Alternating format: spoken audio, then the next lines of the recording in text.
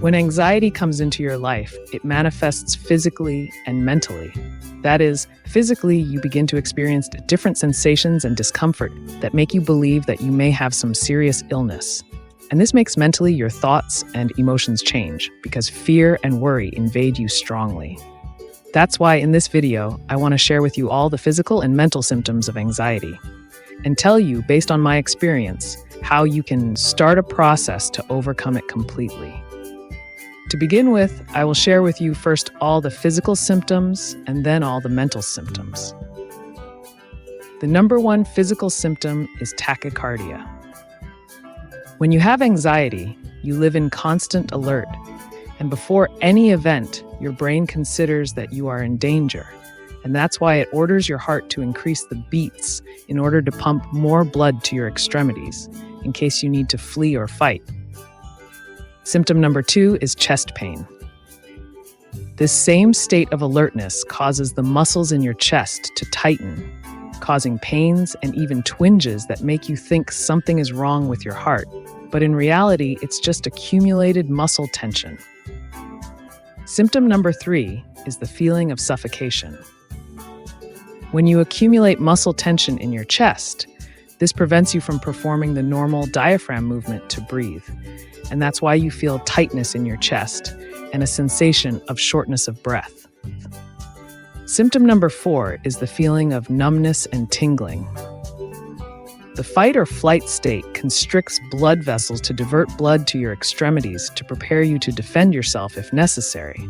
But it's precisely this contraction of blood vessels that causes the numbness and tingling sensation throughout your body. Symptom number 5 is the feeling of a lump in the throat.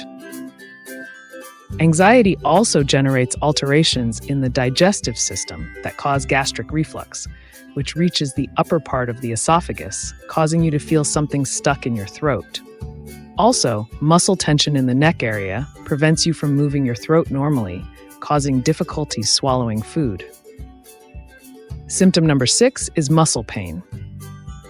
The excessive emotional charge of anxiety causes virtually every muscle in your body to tense up to the point of producing pain in various parts, especially in the back, neck, and even in your arms and legs. Symptom number 7 is headaches.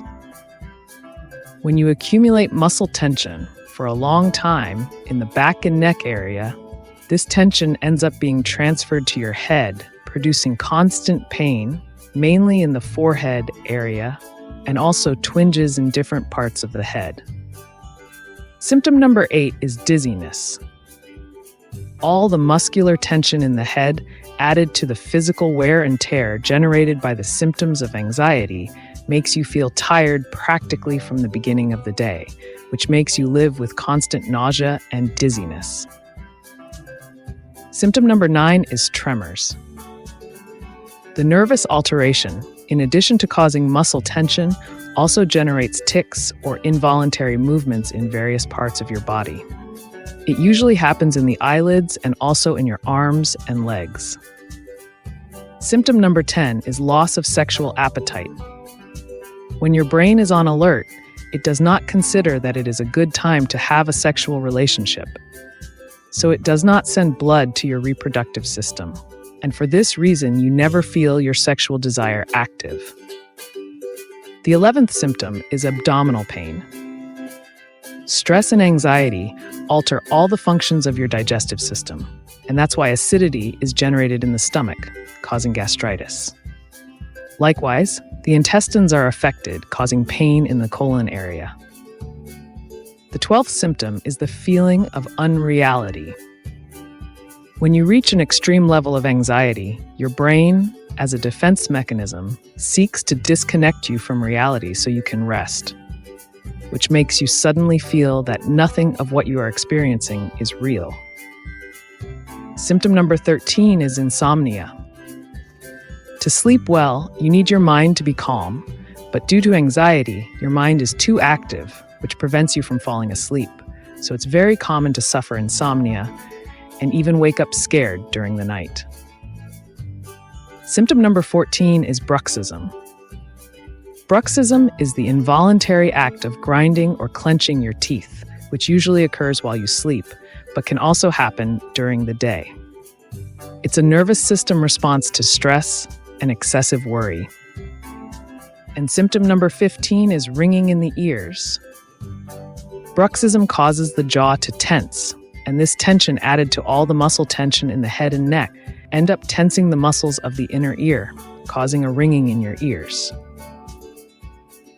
Now I will share with you the mental symptoms. The number one mental symptom is constant worry. You worry about absolutely everything that happens in your life. It's possible that at this moment, you are worried about a delicate situation such as an illness or being out of work. It is normal to worry about this, but what is not normal is to live worried about absolutely everything, and especially if they are everyday situations. For example, worrying about what you're going to eat, how you're going to dress, about transportation, and so on, with every activity you do. Symptom number 2 is excessive stress. You notice that lately you get stressed easily. To any challenge or unexpected situation, you get anxious or you get angry more than necessary. You live nervous and upset, so your first reaction is always to get stressed without first analyzing if it's really worth reacting that way. You find it difficult to give yourself a space of calm to think of possible alternatives or solutions, and without realizing it, you take negative emotions to the extreme. Symptom number 3 is irrational fear. Now you are afraid of many things that you used to do normally. For example, you used to go out in the street normally, but now you feel afraid when you do, because you think something bad might happen to you. Or you are afraid to get on a bus or in a car or on a plane for fear of an accident, but before you did it without thinking about anything bad. This type of fear is called irrational because it's a fear that has a very low probability of happening. Symptom number 4 is negativism. The first thing you think about any situation is always something bad. This symptom is characterized by always thinking of the worst scenario, always believing that something bad will happen, no matter how small that probability is.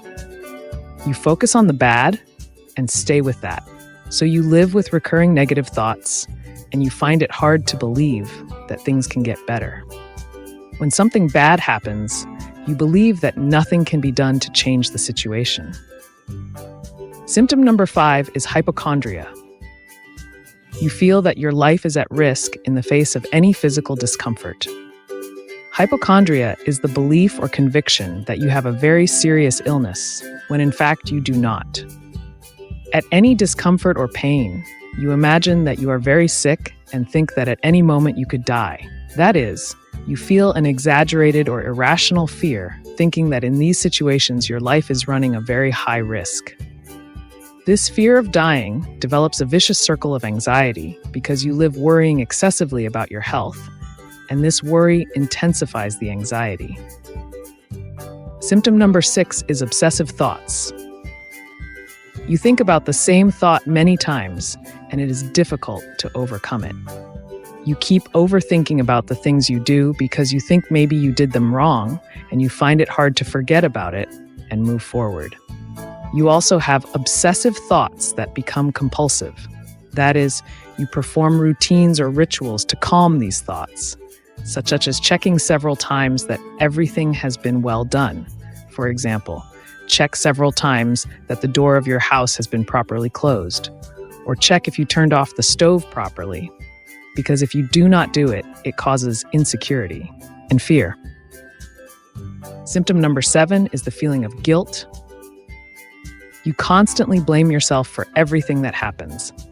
You punish and criticize yourself, believing that you are always making mistakes or doing things wrong.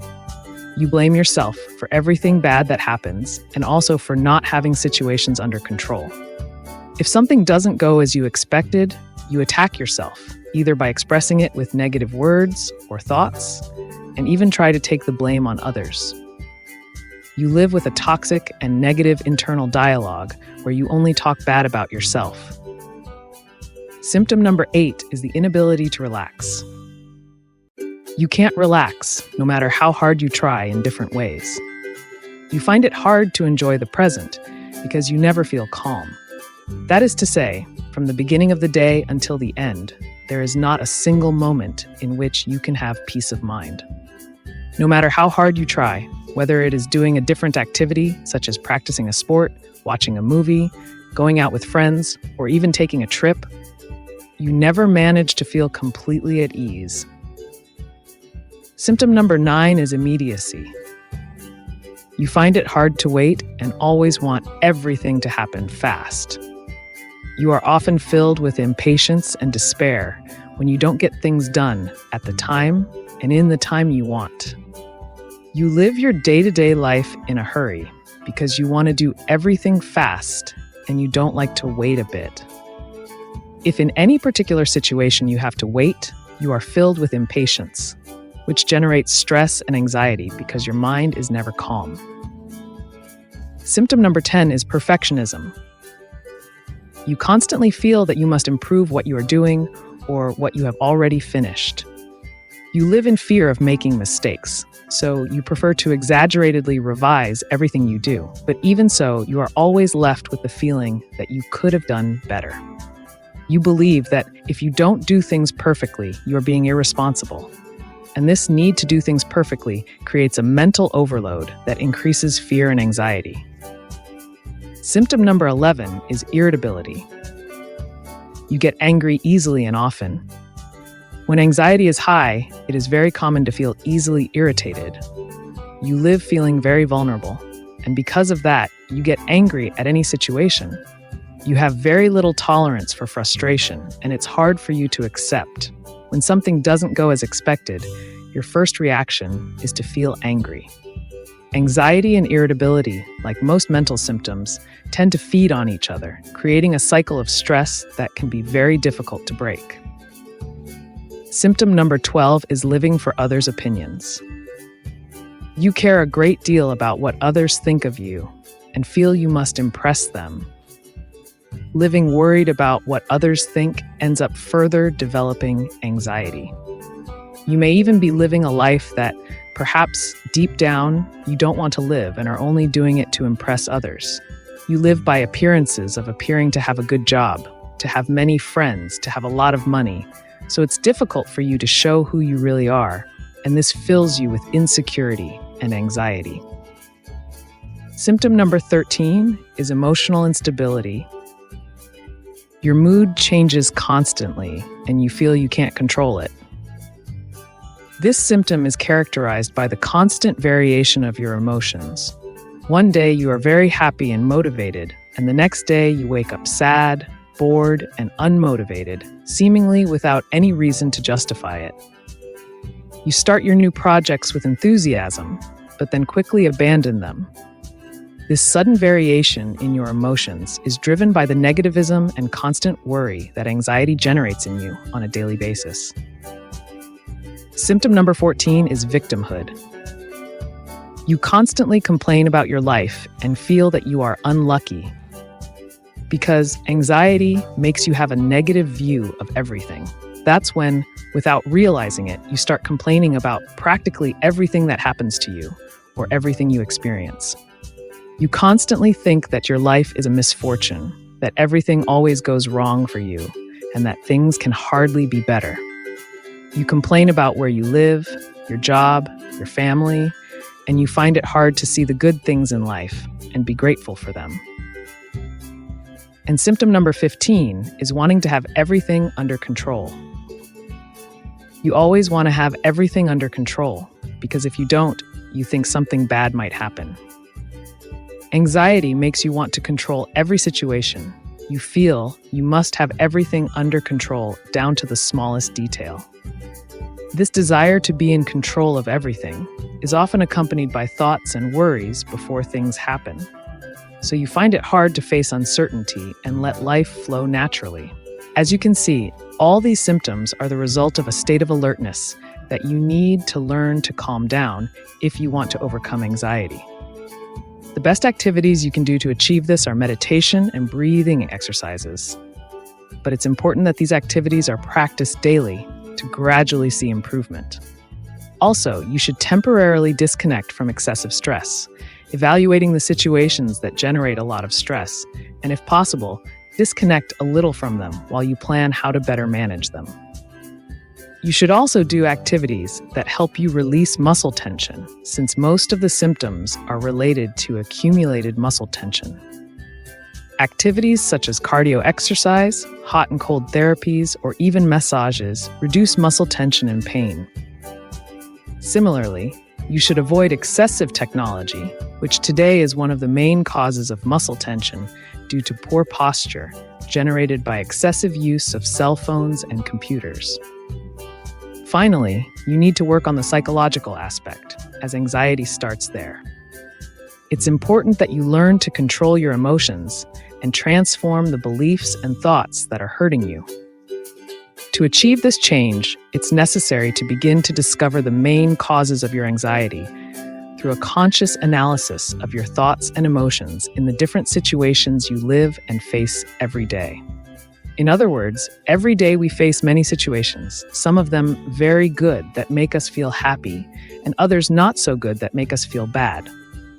Precisely on these situations that make you feel bad, you should start working first, analyzing if you can do something to change that situation. Because if you can do it, perfect. Do it that way. In this way, your thoughts and emotions will change immediately. For example, if you are arguing with someone and it doesn't allow you to be at peace, but you know that if you talk to that person, the situation can change, do it. Don't hesitate to do it. However, not every time you will be able to change the situation because you will not always be in control. For example, we don't have control over what happens with the economy of our country, nor do we have control over the decisions made by the companies where we work, nor do we have control over people's behaviors, nor do we have control over the weather. These are situations from which we often have to learn to accept, tolerate, and find a way to adapt. And it is here where the only option left to us is to work on our thoughts and emotions, that is, to work on the way we perceive things and how we decide to feel about it. Surely at this moment, you are thinking that it's not easy to have control over your thoughts and emotions. And you are absolutely right. It's not easy. It's a process that takes time and requires a lot of effort and commitment, but believe me, it's worth getting up every day with the intention of changing your life. I guarantee that if you decide to take this path, not only will you overcome anxiety, but your life will be better and better. Thank you very much for watching this video until the end. And if you consider that this content can help more people, please share it. And don't forget to support my channel with a like and leave your opinions in the comments.